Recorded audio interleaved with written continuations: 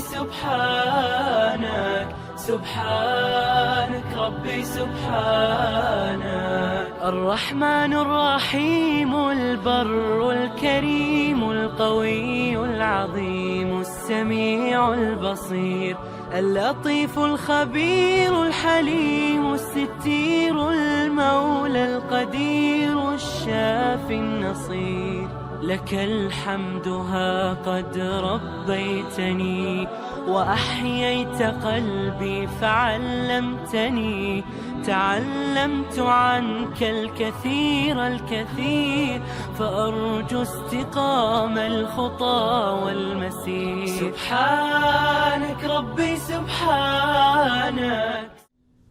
الحمد لله رب العالمين الصلاة والسلام على سيد الأنبياء والمرسلين أما بعد فأعوذ بالله من الشيطان الرجيم. بسم الله الرحمن الرحيم. رب اشرح لي صدري ويسر لي أمري واحلل عقدة من لساني يفقه قولي. السلام علیکم ورحمۃ اللہ وبرکاتہ. انشاءاللہ تعالی معارف انوار القرآن کے اس پروگرام میں آج ہم سورہ کوثر کا ترجمہ و تفسیر سیکھیں گے. سورہ کوثر مکی صورت ہے اور اس میں 3 آیتیں ہیں. سورہ کوثر کی تلاوت سے پروگرام کا آغاز کرتے ہیں. بسم اللہ الرحمن الرحیم. اِنَّا أَعْطَيْنَاكَ الْكَوْثَرَ فَصَلِّ لِرَبِّكَ وَانْحَرْ إِنَّ شَانِئَكَ هُوَ الْأَبْتَرُ. سورہ کوثر کا لفظی و بامحاورہ ترجمہ. بسم اللہ الرحمن الرحیم. شروع کرتی ہوں اللہ کے نام سے جو بہت مہربان نہایت رحم کرنے والا ہے.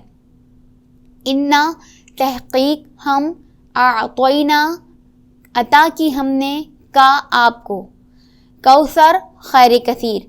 انا اعطینا کل کوثر اے محبوب بے شک ہم نے تمہیں بے شمار خوبیاں عطا فرمائیں. فصلی پس نماز پڑھیں ربی کا اپنے رب کے لیے ونحر اور قربانی کریں. فصلی لربی کا ونحر تو آپ اپنے رب کے لیے نماز پڑھیں اور قربانی کریں. انا تحقیق شانی دشمن کا آپ کا انا شانی کا آپ کا دشمن والابتر بے نسل ہے ہر خیر سے محروم ہے. آپ کا دشمن وہی ہر خیر سے محروم ہے. الحمدللہ سورہ مبارکہ کا ترجمہ ہم نے مکمل کیا. اس سورت کی تفسیر کی طرف چلتے ہیں. یہ سورت ترتیب نزول وحی کے اعتبار سے سورت نمبر 15 ہے اور قرآن کی ترتیب کے اعتبار سے یہ سورت نمبر 108 ہے. اس سورت کے متعلق 2 قسم کی آراء ہیں. مفسرین کرام کے نزدیک یہ سورت مکی ہے اور بعض مفسرین کرام کے نزدیک یہ سورت مدنی ہے. مسند احمد میں ہے کہ سیدنا محمد صلی اللہ علیہ وسلم پر کچھ غنودگی سی طاری ہو گئی اور دفعتاً آپ سر اٹھا کر مسکرائے. پھر آپ نے فرمایا مجھ پر اس وقت ایک سورت اتری. پھر آپ نے بسم اللہ الرحمن الرحیم پڑھ کر اس پوری سورت کی تلاوت کی اور فرمایا جانتے ہو کوثر کیا ہے؟ لوگوں نے کہا اللہ اور اس کا رسول ہی خوب جانتے ہیں. فرمایا وہ ایک جنت کی نہر ہے جس میں بہت بھلائی ہے جو میرے رب نے مجھے عطا فرمائی ہے، جس پر میری امت قیامت والے دن آئے گی. اس کے برتن آسمانوں کے ستاروں کی گنتی کے برابر ہیں. ابن کثیر نے اس روایت کو بیان کیا ہے. یہ سورت قرآن مجید کی ان صورتوں میں سے ہے جنہیں اللہ کا کلام ہونے کے ثبوت میں پیش کیا جا سکتا ہے. اس سورت کی صرف 3 مختصر آیات ہیں جن میں معانی کا ایک جہاں پوشیدہ ہے.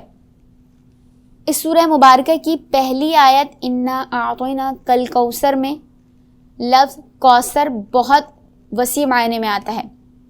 کوثر کے معنی جو بیان کیے جاتے ہیں کثر کثرت، کثارہ بہت ہونا، کثیر کمیت یا کیفیت میں بہت زیادہ. کوثر لفظ بڑا وسیع المعنی ہے، ہر ایک قسم کی خیر کثیر کو شامل ہے۔ مفسرین کرام نے ہر ایک کو جدا جدا بھی مراد لیا ہے، اس لیے اس کے بارے میں بہت سارے اقوال ہیں جن کو امام رازی نے اپنی تفسیر کبیر میں نقل فرمایا ہے۔ کوثر کے کئی مفہوم ہیں۔ یہ وہ حوض کوثر ہے جس کی بابت بے شمار احادیث صحیحہ وارد ہیں کہ قیامت کے روز جہاں پیاس اور گرمی ہوگی اور کسی کو پانی نہیں ملے گا، سب العطش العطش پکاریں گے، اللہ تعالیٰ سیدنا محمد رسول صلی اللہ علیہ وسلم کو ایک حوض عطا کرے گا جس کی درازی اور چوڑائی سینکڑوں کوس کی ہوگی۔ اس کا پانی برف سے زیادہ ٹھنڈا، دودھ سے زیادہ سفید، شہد سے زیادہ میٹھا ہوگا۔ جو ایک بار پیے گا پھر عرصے دراز تک اس کو پیاس نہ لگے گی۔ آقا کریم علیہ الصلوۃ والسلام اور آپ کے صحابہ و اہل بیت لوگوں کو پلائیں گے۔ تمام اولین و آخرین پیاس کے مارے ادھر ہی دوڑتے چلے آئیں گے۔ جو سعید ہیں اس سے فیضیاب ہوں گے اور جو شقی ہیں محروم رہیں گے۔ اس کے متعلق یہ بھی فرمایا جاتا ہے کہ کوثر وہ جنت کی نہر ہے جو آپ کو شب معراج میں دکھائی گئی تھی، جس کے کنارے موتیوں کے خیمے تھے۔ آپ نے اس کے پانی کو جو دیکھا تو مشک سے زیادہ خوشبودار تھا۔ پھر آپ صلی اللہ علیہ وسلم نے جبریل سے پوچھا کہ یہ کیا ہے؟ جواب دیا کہ یہ وہی کوثر ہے جو اللہ نے آپ کو دیا ہے۔ اس کے ایک معنی یہ بھی بیان ہوتے ہیں اولاد کی کثرت۔ اولاد دو قسم کی ہوتی ہے، جسمانی اور روحانی۔ بحمد اللہ جسمانی نسل بھی آقا کریم علیہ الصلوۃ والسلام کی بکثرت ہے، اور روحانی نسل تو آپ کی پوری امت ہے جو تعداد میں ہر قوم سے زائد ہے۔ حالانکہ اس قدر تھوڑے عرصے میں ایسی ضروریت کسی کی بھی نہیں پھیلی، اور دن بدن آپ کی روحانی نسل ترقی پر ہے، اور ایک وقت آنے والا ہے کہ تمام دنیا یا اس کے ایک اکثر حصے میں آپ ہی کی ضرورت ہوگی۔ قومیں جوق در جوق اسلام قبول کریں گی۔ اس کا ایک مراد مفسرین کرام نے علماء اولیاء بھی لیے ہیں۔ سو یہ بھی ایک خیر کثیر ہے، اور بحمد اللہ اس امت میں جس قدر اہل کمال گزرے ہیں، اب بھی ہیں اور آئندہ ہوں گے جو بمنزلہ انبیاء بنی اسرائیل کے ہیں، وہ کسی کو نصیب نہیں ہوئے۔ بنی نوع انسان کو قیامت تک جو اسلام کی صورت میں خیر پہنچے گی، اس کا ذریعہ بھی آپ ہی کی ذات مبارکہ ہے۔ اس کا ایک معنی مراد نبوت عظمیٰ بھی لیا جاتا ہے۔ سو یہ اعلیٰ درجے کی خیر کثیر ہے کہ بجز آپ کے کسی کو نصیب نہیں ہوئی۔ کوئی بھی تمام دنیا کے لیے ہمیشہ کے لیے نبی بنا کر نہیں بھیجا گیا، نہ اس قدر برکات و انوار غیبیہ کسی کے ظاہر ہوئے، نہ کسی پر سلسلہ نبوت بجز آپ کے تمام ہوا۔ قرآن مجید اس سے بھی مراد خیر کثیر ہے۔ سو یہ بھی خیر کثیر ہے جس کی برکات کا کچھ شمار نہیں۔ کوثر کا ایک مفہوم دین اسلام بھی ہے، اور اس میں کوئی شبہ نہیں کہ دارین کی حسنات و برکات اسی دین اسلام پر موقوف ہیں۔ کوثر سے مراد یہ بھی ہے کہ آپ صلی اللہ علیہ وسلم کی رفعت ذکر کے ہر جگہ آپ کا نام تعظیم سے یاد کیا جاتا ہے۔ یہ بھی بڑی خیر کثیر ہے کہ یہ ہر کسی کے نصیب میں نہیں۔ آپ کے علوم جن کی نسبت فرماتے ہیں کہ مجھے اولین و آخرین کے علوم دیے گئے ہیں، یہ بھی ایک خیر کثیر ہے۔ کوثر آپ کا خلق عظیم بھی ہے، اور در حقیقت اخلاق حمیدہ بھی ایک بہت بڑی نعمت ہے جسے ہم خیر کثیر کہتے ہیں۔ کوثر مقام محمود ہے جو قیامت کے دن آپ کو دیا جائے گا، جس کو دیکھ کر تمام انبیاء حسرت کریں گے۔ سورہ کوثر 3 آیات پر مشتمل ہے اور بے شمار مطالب پر حاوی ہے، اور اس کا مقابلہ کسی عرب شاعر و بلیغ سے بھی نہیں ہو سکا۔ مشہور ہے کہ جاہلیت میں فصحا اور بلاغا اپنے اس کلام کو جو ان کے نزدیک بے مثل ہوتا تھا، تفاخر کے طور پر کعبے کے پردے پر لگا دیتے تھے۔ جب یہ صورت نازل ہوئی تو یہ دیکھ کر حیرت میں رہ گئے اور سب نے اپنے کلام اتار لیے۔ پھر کسی کو بھی اس کے اوپر لکھنے کا حوصلہ نہ ہوا۔ ایک بڑے فصیح و بلیغ نے اس کے اوپر یہ لکھ دیا ما ھذا کلام البشر، کہ یہ بشر کا کلام نہیں۔ یہ قوت بشریہ کے احاطے سے باہر ہے اور یہ اعجاز اور خیر کثیر ہے۔ کوثر سے مراد وہ تمام نعمتیں ہیں جو آپ کو عطا ہوئیں۔ کوثر وہ اعلیٰ مقام قرب ہے جس سے اعلیٰ کوئی مقام نہیں۔ ان تمام تر اقوال کا خلاصہ یہ ہے کہ یہ سب اقوال اسی پہلے معنی خیر کثیر کی تفسیرات ہیں۔ آپ پر انعامات الہی کا جو مسلسل نزول ہو رہا ہے، جس کی وجہ سے آپ صلی اللہ علیہ وسلم کو اول تا آخر جن و انس اور ملائکہ سب پر دنیا میں، برزخ میں، میدان حشر میں اور جنت الفردوس میں منفرد فضیلت حاصل ہو گئی ہے، اور جو صرف آپ کے ساتھ خاص ہے۔ سورہ کوثر کی اگلی آیت مبارکہ فَصَلِّ لِرَبِّكَ وَانْحَرْ، تو آپ اپنے رب کے لیے نماز پڑھیں اور قربانی کریں۔ اللہ کریم نے ارشاد فرمایا کہ آپ نماز کے ذریعے اپنے رب کے ساتھ تعلق مضبوط سے مضبوط تر اور قریب سے قریب کرتے جائیں۔ نماز کے ساتھ قربانی کو اللہ تعالیٰ کے لیے ہی خاص کیجیے۔ اس آیت مبارکہ میں لفظ نہر کا استعمال ہوا ہے۔ نہر اونٹ کی قربانی کے لیے استعمال ہوتا ہے۔ اونٹ کو عام جانوروں سے مختلف طریقے پر قربان کیا جاتا ہے۔ عام جانوروں کی قربانی کے لیے لفظ ذبح استعمال ہوتا ہے۔ اونٹ کو اس کا پاؤں باندھ کر حلقوم میں نیزہ یا چھری مار کر خون بہا دیا جاتا ہے۔ عرب میں چونکہ اونٹ کی قربانی کا ہی زیادہ رواج تھا، اس لیے یہاں لفظ نہر استعمال ہوا ہے۔ عبادت بدنی، عبادت مالی دونوں صرف اور صرف اللہ تعالیٰ کے لیے ہی ہونی چاہیے۔ مشرکین کا کیا طریقہ تھا کہ مشرکین عبادت بدنی کرتے تھے تو بتوں کی، اور جانوروں کی قربانی کرتے تھے تو بتوں کے لیے۔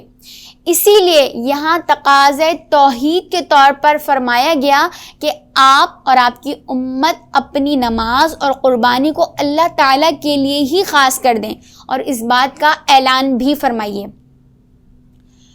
قرآن کی دوسری سورہ سورہ انعام میں آیت نمبر 162 اور 163 میں یہ ارشاد فرمایا، قُلْ إِنَّ صَلَاتِي وَنُسُكِي وَمَحْيَايَ وَمَمَاتِي لِلَّهِ رَبِّ الْعَالَمِينَ لَا شَرِيكَ لَهُ وَبِذَلِكَ أُمِرْتُ وَأَنَا أَوَّلُ الْمُسْلِمِينَ۔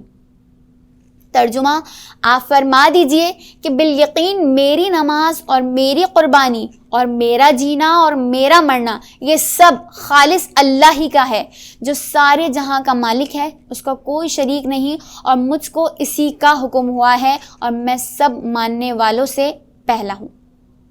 اس سورہ مبارکہ کی اگلی آیت اِنَّ شَانِئَکَ هُوَ الْأَبْتَرُ، بے شک آپ کے دشمن ہی بے نسل ہیں۔ لفظ شانی کے معنی مبغوض کے ہیں، کیونکہ شنان بغض کو کہتے ہیں۔ اس آیت مبارکہ میں ایک لفظ ابتر بھی ذکر کیا گیا، اس کے معنی ہیں دم بریدہ کے۔ جس گدھے کی دم نہ ہو اسے الحمار الابتر کہتے ہیں، اور جس شخص کی آگے کی نسل نہ چلے اسے بھی ابتر کہا کرتے ہیں۔ یہاں یہی معنی مراد ہیں۔ آقا کریم علیہ الصلوۃ والسلام کے فرزند بعض روایات میں حضرت عبداللہ اور بعض روایات میں حضرت قاسم رضی اللہ تعالی عنہ کا انتقال ہوا تو آس بن وائل کافر نے کہا کہ آپ نعوذ باللہ ابتر ہیں، یعنی نسل بریدہ ہو گئے۔ اس پر یہ آیت اتری ہے۔ اللہ تعالیٰ نے فرمایا کہ ابتر آپ نہیں بلکہ آپ کے دشمن ہیں۔ جیسے کہ ذکر ہوا، ابتر دم کٹے جانور کو کہا جاتا ہے۔ عرب کے محاورے میں جن کے ہاں بیٹا نہ ہو اس کو ابتر کہتے ہیں۔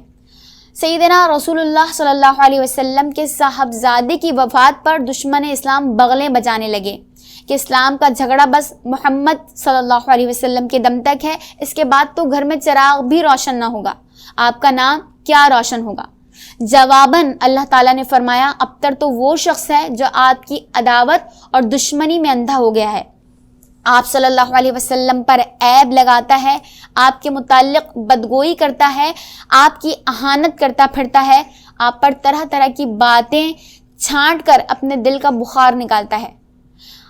آپ کی انگنت روحانی اولاد ہے اور بے شمار جسمانی دختری اولاد ہے جو ساری دنیا میں پھیلی ہوئی ہے۔ آپ کا دین اور اس کے آثار و انوار جو عالم میں چمک رہے ہیں، آپ کی وہ یاد جو محبت و عقیدت کے ساتھ اربہا ارب انسانوں کے دلوں کو گرما رہی ہے۔ دوستو، دشمن سب آپ صلی اللہ علیہ وسلم کی عظمت کے معترف ہیں، پھر آخرت کی ان گنت نعمتوں میں حوض کوثر، شفاعت کبریٰ اور مقام محمود جیسے بیش بہا اعزازات اور مقبولیت عامہ آپ کو حاصل ہوگی۔ جب ان ساری باتوں پر نظر پڑتی ہے تو بے ساختہ کہنا پڑتا ہے کہ ابتر حقیقت میں وہ ہے جو آپ کو ابتر کہے، اور یہ محض جوابی حملہ نہیں ہے، بلکہ قرآن مجید کی یہ اہم پیشن گوئی حرف بحرف صحیح ثابت ہوئی۔ جس وقت یہ پیشن گوئی کی گئی تھی، یعنی فرمایا گیا تھا کہ آپ کے دشمن ہی ابتر ہیں، تو اس وقت لوگ آقا کریم علیہ الصلوۃ والسلام کو ہی معاذ اللہ ابتر سمجھ رہے تھے اور ابتر کہہ رہے تھے۔ کسی کو گمان بھی نہیں تھا کہ قریش کے بڑے بڑے سردار ابتر ہو جائیں گے، جو صرف مکے میں نہیں بلکہ سارے عرب پر چھائے ہوئے تھے، اولاد و کنبے اور جد کے ساتھ مال و دولت بھی رکھتے تھے، حج کے انتظام اور حجاج کی خدمت کی وجہ سے بڑے نامور تھے اور تمام قبائل عرب سے وسیع تعلق رکھتے تھے۔ چند سال قبل ہی کایا پلٹ گئی، وہ ہر ایک کے لیے چشم کشا ہے۔ ایک وقت وہ تھا کہ 5 ہجری غزوہ احزاب کے موقع پر عرب اور یہود کے قبائل کو لے کر جب قریش نے مدینے پر چڑھائی کی تو سیدنا رسول اللہ صلی اللہ علیہ وسلم کو محصور ہو کر شہر کے گرد خندق کھود کر مدافعت کرنا پڑی۔ پھر 3 سال بعد 8 ہجری میں جب آپ صلی اللہ علیہ وسلم نے مکے پر چڑھائی کر دی تو انہی قریش کا کوئی حامی و مددگار نہ تھا اور انہیں نہایت بے بسی کے ساتھ ہتھیار ڈال دینے پڑے، یہاں تک کہ بہت سے فقہاء اور محدثین کو یہ کہنا پڑا کہ مکہ بغیر لڑائی کے فتح ہو گیا، کوئی ادنی مزاحمت بھی نہیں ہوئی۔ پھر 1 سال کے اندر پورے ملک کے عرب میں اسلام کا بول بالا ہوا، ملک کے گوشے گوشے سے قبائل کے وفود آ کر بیعت کرنے لگے اور آپ کے دشمن اور مخالفین ذلیل و خوار ہوئے اور ایسے بے نام و نشان ہوئے کہ اگر دنیا میں ان کی اولاد باقی بھی رہی ہو مگر آج بھی کوئی شخص ابو جہل، ابو لہب یا عاص بن وائل اور عقبہ بن ابی معیط کے ساتھ اپنے آپ کو منسوب کرنے کے لیے تیار نہیں۔ اس کے برعکس سیدنا رسول اللہ صلی اللہ علیہ وسلم کی آل و اولاد پر دنیا بھر میں درود بھیجا جا رہا ہے۔ عربوں انسانوں کو آپ ہی سے نسبت پر فخر ہے، بلکہ آپ کے خاندان اور آپ کے ساتھیوں کے خاندانوں تک کو آپ ہی کی نسبت سے عزت و شرف حاصل ہے۔ آپ صلی اللہ علیہ وسلم کی نسبت سے شہرت تو ان دشمنوں کو بھی مل گئی، لیکن نسبت چونکہ مقابلے کی تھی اس لیے شہرت بھی نفرت و حقارت کے ساتھ نصیب ہوئی، حتیٰ کہ ابو جہل و ابو لہب اور نفرت و حقارت دونوں ہم معنی ہو گئے۔ قرآن مجید کی شہادت نے ثابت کر دیا کہ ابتر سیدنا رسول اللہ صلی اللہ علیہ وسلم نہیں بلکہ آپ کے دشمن ہی تھے اور ہیں۔ الحمدللہ ہم نے آج سورہ کوثر پڑھنے کا شرف حاصل کیا اور سورہ کوثر کا لفظی و بامحاورہ ترجمہ و تفسیر سیکھا۔ سورہ کوثر سے متعلق فضائل و خواص سماعت فرماتے ہیں۔ اس سورت کو شب جمعہ 1000 مرتبہ پڑھیں اور ساتھ ہی 1000 مرتبہ درود شریف پڑھنے سے آقا کریم علیہ الصلوۃ والسلام کی زیارت نصیب ہوگی۔ جس کی اولاد زندہ نہ رہتی ہو تو وہ 41 دن تک ہر نماز کے بعد 7 مرتبہ روزانہ اس سورت کو پڑھے تو انشاءاللہ اولاد زندہ سلامت رہے گی۔ روزانہ 1 مرتبہ اس سورت کو پڑھنے کا معمول بنا لینے سے رزق میں برکت ہوگی اور دل عبادت الہی کی طرف مائل ہوگا۔ اللہ کریم سورہ کوثر کے فہم کے صدقے ہم سب کو آقا کریم علیہ الصلوۃ والسلام کی سچی محبت عطا فرمائے اور دشمنان دین اور آقا کریم کے دشمنان کو نیست و نابود فرمائے۔ وآخر دعوانا ان الحمد للہ رب العالمین۔ سبحانك ربي سبحانك سبحانك ربي سبحانك سبحانك ربي سبحانك